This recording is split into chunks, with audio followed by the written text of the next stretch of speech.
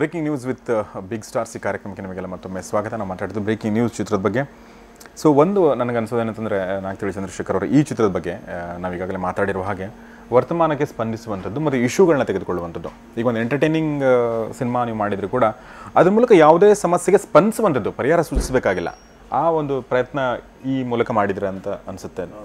ಅನಂತರ ತಾವೇನು ಹೇಳ್ತೀರಿ ಬಗ್ಗೆ? ಹೌದು, ಅವರು ಆ್ಯಕ್ಚುಲಿ ಈಗ ಎಲ್ಲರೂ ರಿಮೇಕ್ ಅಂತ ಒಂದು ಈಸಿ ವೇ ಔಟ್ ಫೈಂಡ್ ಮಾಡುವಂಥ ಕಾಲದಲ್ಲಿ ಅದನ್ನು ನಾವು ಅದು ರೀಮೇಕ್ ಮಾಡೋದಕ್ಕಿಂತ ಮನೇಲಿ ಕೂತ್ಕೊಳ್ಳೋದು ಆಸೆ ಅಂತ ನನ್ನ ಅಭಿಪ್ರಾಯ ಇರುವಂಥ ಒಂದು ಮತ್ತಿದೆ. ಇವರು ಇದನ್ನು ಒಂದು ಸಮಾಜದಲ್ಲಿ ಏನು ನಡೀತಾ ಇದೆ ಅದನ್ನೇ ಒಂದು ಸ್ಟೋರಿ ಮಾಡಿಕೊಂಡು ಹ್ಯೂಮರು ಇಟ್ಟು ಈ ಕಡೆ ಅದಕ್ಕೆ ಗಂಭೀರವಾದ ವಿಷಯವನ್ನು ತಂದು ಅದು ಜನರಿಗೆ ಒಪ್ಪುವ ಆಗುವ ಹಾಗೆ ಒಂದು ರೀತಿ ಪ್ರೆಸೆಂಟ್ ಮಾಡೋದಿದೆಯಲ್ಲ, ಅದು ಬಹಳ ಕಷ್ಟ. ಆದ್ದರಿಂದ ಯಾಕಂದರೆ ಇಲ್ಲಿ ಒಂದು ಸಿನಿಮಾ ಮಾಡೋದಂದರೆ ಇಟ್ಸ್ ನಾಟ್ ಲೈಕ್ ಬೇರೆ ಥರದ ಅಲ್ಲ. You have to please the masses, the classes, the ಮಧ್ಯಮ ವರ್ಗ. ಸೊ ಇಫ್ ದಿಸ್ ಅಪೀಲ್ಸ್ ಅವ್ರಿಗೆ ಅಪೀಲ್ ಆಗಿದೆ, ಇವರಿಗೆ ಈ ಥರದ ಇದರಲ್ಲಿ ಕೂಡ ಈ takes such risks and makes is the producer himself, is the director. ಅದು ನಮಗೆ ಎಲ್ಲ ಒಂಥರ ಕಾಳಜಿ ಮಾಡಬೇಕು ಅಂತ ಅನಿಸ್ತದೆ. And then it does it. So all the time concern ಹೆಂಗಪ್ಪ ಜನರ ರಿಯಾಕ್ಷನ್ ಹೇಗೆ ಬಂದಿದೆಯಾ ದಿಸ್ ಇಸ್ ದ. ಬಟ್ ಆ ವ್ಯಕ್ತಿಗೆ ಎಷ್ಟು tension that to when he is the producer, director, everything. ಒಂದು ಪಾತ್ರ ಕೂಡ ಮಾಡಿದ್ದಾರೆ ಅವರು. ಓಕೆ ಸರ್, ಈ ವಿರಳವಾದ ಮತ್ತು ಕ್ಲಿಷ್ಟವಾದ ಕೆಲಸ ಯಾಕೆ ಮಾಡ್ತೀರಿ ನೀವು? ಸಿಂಪಲ್ ಪ್ರಶ್ನೆ. ಅಂತಿಮವಾಗಿ ನಾವು ನಮ್ಮ ಮನಸ್ಸಾಕ್ಷಿಗೆ ಮತ್ತು ಕಾಲಕ್ಕೊಂದು ಉತ್ತರ ಕೊಟ್ಕೋಬೇಕಾಗತ್ತೆ. ನೀನು ರೈಟರಾಗಿ ಯಾಕಪ್ಪ ಇಲ್ಲಿ ಬಂದು? ಬೇಕಾದಷ್ಟು ಜನ ಇದ್ದಾರಲ್ವ ಸಿನಿಮಾ ಮಾಡೋರು. ನಾವು ಬಂದಮೇಲೆ ನಮಗೇನೋ ಒಂದು ಅಸೈನ್ ಮಾಡ್ತಾರೆ ಜನ, ಇಂಡೈರೆಕ್ಟಾಗಿ ಅಸೈನ್ ಮಾಡ್ತಾರೆ, ಇದು ನಿನ್ನ ಜವಾಬ್ದಾರಿ ಅಂತ. ಆ ಸೋಲು ಗೆಲುವುಗಳೇನೇ ಇದ್ದರೂ ಅದನ್ನೇ ನಾವು ಮಾಡ್ತಾ ಹೋಗ್ಬೇಕಂತ ನನ್ನ ನಂಬಿಕೆ. ಇದು ತುಂಬ ಸರ್ ಹೇಳ್ದಂಗೆ ಭಾಳ ಕಷ್ಟದ ಕೆಲಸ, ತುಂಬ ಕಷ್ಟದ ಕೆಲಸ. ಒಂದು ಗಂಭೀರವಾದ ವಿಷಯ ಹೇಳಬೇಕು, ಅದು ಎಂಟರ್ಟೈನಾಗಿ ಹೇಳಬೇಕು. ತುಂಬ ಎಂಟರ್ಟೈನ್ ಮಾಡಿದರೆ ಇಷ್ಟು ಚೀಪಾಗಿಬಿಡುತ್ತೆ. ತುಂಬ ಚೀಪಾಗಿಬಿಟ್ರೆ ನಮ್ಮ ಸಾಹಿತ್ಯದ ದೃಷ್ಟಿಕೋನ ಹೊಂದಿರುತ್ತಲ್ಲ, ಅದು ಸಮಾಧಾನ ಆಗೋಲ್ಲ ಒಳಗಡೆ. ಇದೆಲ್ಲನೂ ಬ್ಯಾಲೆನ್ಸ್ ಮಾಡ್ಕೊತ ಹೋಗಬೇಕು. ಆಮೇಲೆ ನೀವು ಸಮಾಜದ ವರ್ತಮಾನಕ್ಕೆ ಸ್ಪಂದಿಸದೇ ಇದ್ದರೆ ಅವನ ನಿರ್ದೇಶಕ ತೀರ್ಕೊಂಡಿದ್ದಾನೆ ಅಂತ ನನ್ನ ಪ್ರಕಾರ. ಇಟ್ಸ್ ಡೆಡ್ ಅಂತ ಏನೋ ಒಂದು ಕಪೋಲ ಕಲ್ಪಿತಗಳನ್ನೇ ತುಂಬ ಹೊತ್ತು ನಾವು ಮಾಡ್ತಾ ಕೂತ್ಕೊಂಡ್ರೆ ನೀನು ಈ ಬದುಕ್ತಿರೋ ಸಮಾಜಕ್ಕೆ ಏನು ಕೊಡ್ತಿದ್ದಿ, ಏನು ಮಾತಾಡ್ತಿದ್ದಿ? ಅದ್ರ ಬಗ್ಗೆ ನೀನು ಪುಸ್ತಕ ಬರೀ, ಅದ್ರ ಬಗ್ಗೆ ನಾಟಕ ಮಾಡು, ಅದ್ರ ಬಗ್ಗೆ ಸಿನಿಮಾ ಮಾಡು. ಆಮೇಲೆ ಇಷ್ಟಕ್ಕೂ ಯಾವ ಚಿತ್ರ ಗೆಲ್ಲಲ್ಲ ಅಂತ ಯಾರು ಹೇಳ್ತಾರೆ? So let's gamble on good film. ನಮ್ಮ ದೃಷ್ಟಿಯಲ್ಲಿ ಒಳ್ಳೆ ಸಿನಿಮಾ ಅನ್ನೋದ್ರ ಮೇಲೆ ಜೂಚಾಡೋಣ, ಸೋತ್ರೆ ಮತ್ತೆ ಮಾಡೋಣ ಪ್ರಯೋಗನ.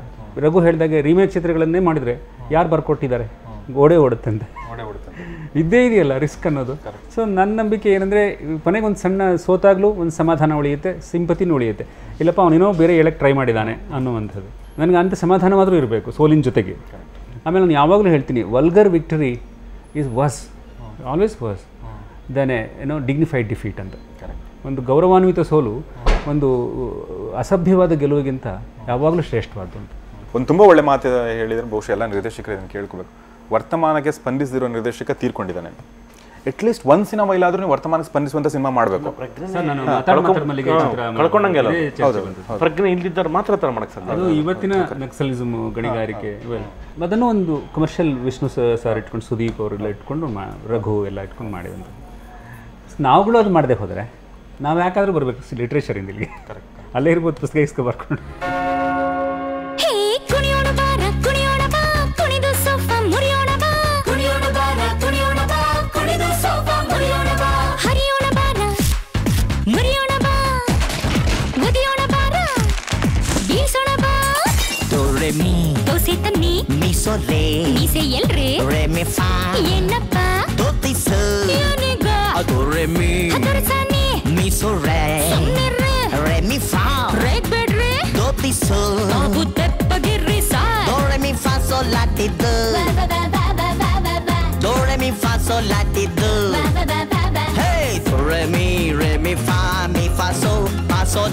ನೀನು ದಾರ ಆಗೋದಿಲ್ಲ.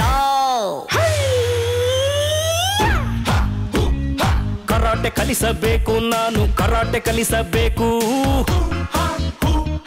ಕರಾಟೆ ಕಲಿಸಿ ನಿನ್ನ ಸೀದಾ ಚೀನಾ ಕಳಿಸಬೇಕು.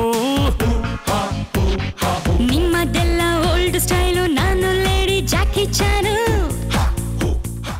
ಸೊ ಅನಂತ್ ಸರ್, ಕೊನೆಯದಾಗಿ ನಿಮ್ಮ ಅಭಿಮಾನಿಗಳಿಗೆ ಏನು ಹೇಳ್ತೀರಾ ನೀವು ಈ ಚಿತ್ರದ ಬಗ್ಗೆ ಪ್ರೇಕ್ಷಕರಿಗೆ? ಈ ಚಿತ್ರವನ್ನು ದಯವಿಟ್ಟು ನೋಡಿ, ತುಂಬ ಚೆನ್ನಾಗಿ ಕಷ್ಟಪಟ್ಟು ಮಾಡಿದ್ದೀವಿ. ಅದರಲ್ಲೂ ಎಲ್ಲ ಸಮಾಜಕ್ಕೆ ಕನ್ನಡಿ ಹಿಡಿದಂಥ ಒಂದು ಚಿತ್ರ. ಅದರಲ್ಲಿ ನೈಜವೂ ಇದೆ, ಹಾಸ್ಯಮಯ ಸನ್ನಿವೇಶಗಳು ಇವೆ, ಮನೋರಂಜನೆಯೂ ಇದೆ. ಇದು ಬರೀ ಬೋಧನೆ ಅಥವಾ ಆ ಥರದ ಮಾಡಿಲ್ಲ. ಅದು ಹಿಂದೆ ಹೇಳ್ತಿದ್ರು ಸಿನಿಮಾ ಅಂದರೆ it should be entertainment, information, enlightenment ಹಾಗೆ ಹೀಗೆ. ಬಟ್ ಜನಕ್ಕೆ ಹೆಚ್ಚಾಗಿ ಈಗಿನ ಗಾಳಿ ಹೇಗಿದೆ ಅಂದರೆ ಎಲ್ಲ ಕಡೆ ಬರೀ ಎಂಟರ್ಟೈನ್ಮೆಂಟ್ ಎಕ್ಸ್ಪೆಕ್ಟ್ ಮಾಡ್ತಾರೆ, ಅದನ್ನೇ ಫೀಡ್ ಮಾಡುವ ಪ್ರಯತ್ನ ನಡೀತಿದೆ. ಅದಕ್ಕೋಸ್ಕರವೇ ಬೇರೆ ಭಾಷೆಗಳಲ್ಲಿ ನಡೆದಂಥ ಯಶಸ್ವಿ ಚಿತ್ರಗಳನ್ನು ತಂದು ಮಾಡೋದು ಅವುಗಳು ಎಷ್ಟು ಅಯಶಸ್ವಿ ಆಗ್ತಿದೆ ಅಂತ ಒಂದು ಇದು ನಮ್ಮ ಕನ್ನಡದ ಒಬ್ಬರು ಇಷ್ಟೊಂದು ಪ್ರಯತ್ನ ಮಾಡಿ ಇವತ್ತಿನ ಸನ್ನಿವೇಶವನ್ನೇ ಚಿತ್ರೀಕರಿಸಿದ್ದಾರೆ. ಅದು ಉತ್ತಮ ಸ್ಟೋರಿ ಇದೆ, ದಯವಿಟ್ಟು ಎಲ್ಲರೂ ನೋಡಿ ಅಂತಲೇ ನಾನು ಜನರಲ್ಲಿ ಪ್ರಾರ್ಥಿಸ್ತೇನೆ. Thank you very much sir. Raghu, final words. ಇಲ್ಲಿಗೆ ಸಂಬಂಧಪಟ್ಟಂಗೆ ಸ್ವಮೇಕ್ ಅಂತ ಹೇಳ್ತೀವಲ್ಲ, ಈ ಥರದಕ್ಕೆ ನೀವು ಒಂಥರ ನೀರಸವಾಗಿ ಕುಂತ್ಬಿಟ್ರೆ ಆಮೇಲೆ ಈ ಪ್ರಯತ್ನವನ್ನು ಬಿಟ್ಟರೆ ಆಮೇಲಿಂದ ಮತ್ತು ಕೊನೆಗೆ ನೀವೇ ಪ್ರೇಕ್ಷಕರೇ ಅದಕ್ಕೆ ಜವಾಬ್ದಾರಿ, ಅವ್ರನ್ನೇ ನಿಮ್ಮದೇ ಕೊರತೆ ಆಗುತ್ತೆ. ಇದಕ್ಕೆ ಸ್ಪಂದಿಸ್ಬೇಕು, ಇದಕ್ಕೆ ನೋಡ್ಬೇಕು ನೀವು ಇದನ್ನು ಕೊನೆಗೆ ಆಮೇಲೆ ಟಿ ವಿಲಿ ನೋಡಿ ಅಯ್ಯೋ ನಾವು ನೋಡಲೇ ಇಲ್ಲ ಪಚ್ಚೆ ಎಷ್ಟು ಚೆನ್ನಾಗಿತ್ತು ಅವಾಗಂತ ಹಂಗೆ ಅಂದ್ಕೋಬಾರ್ದು. ಬಂದು ನೋಡಿ, ಅದು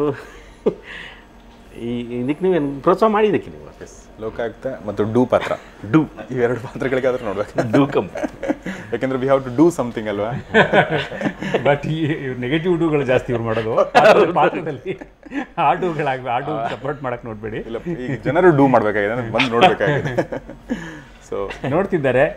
ಕರ್ನಾಟಕದ ಬಹುತೇಕ ಸಣ್ಣ ಪುಟ್ಟ ತಾಲೂಕು ಕೇಂದ್ರಗಳಲ್ಲೂ ಕೂಡ ನಾವು ಜನರಿಗೆ ನೇರವಾಗಿ ಮೊದಲು ಹಾಗೆ ಒಂದು 4 ಚಿತ್ರಮಂದಿರಗಳು ರಿಲೀಸ್ ಮಾಡಿ ಅಲ್ಲೆಲ್ಲೋ ಲೇಟಾಗಿ ರಿಲೀಸ್ ಮಾಡಬೇಕು ಆ ಥರದ ಕಾಲನೂ ಹೋಗ್ಬಿಟ್ಟಿದೆ. ಎಲ್ಲ ಹಂಗರ್ ಇದೆ.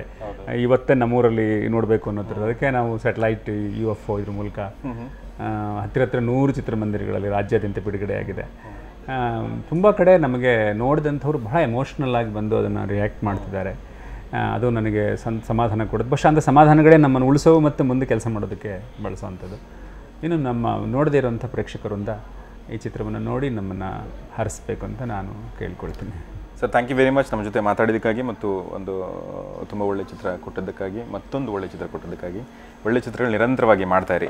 ನಮ್ಮ ಚಿತ್ರಗಳಂತ ನಾವು ಅನ್ಕೋತೀವಲ್ಲ, ನಮ್ಮ ಸತ್ವದ, ನಮ್ಮ ಭೂಮಿಯ, ನಮ್ಮ ಒಡಲಿನ, ನಮ್ಮ ಮನಸ್ಸಿನ ಚಿತ್ರಗಳು ನಿಮ್ಮಿಂದ ಬರ್ತಾ ಇರಲಿ. ಥ್ಯಾಂಕ್ ಯು ವೆರಿ ಮಚ್ ನಮ್ಮ ಜೊತೆ ಮಾತಾಡಿದ್ದಕ್ಕಾಗಿ. ಧನ್ಯವಾದ sir. Thank you very much ನಿಮ್ಮಿಬ್ಬರಿಗೂ ಧನ್ಯವಾದ.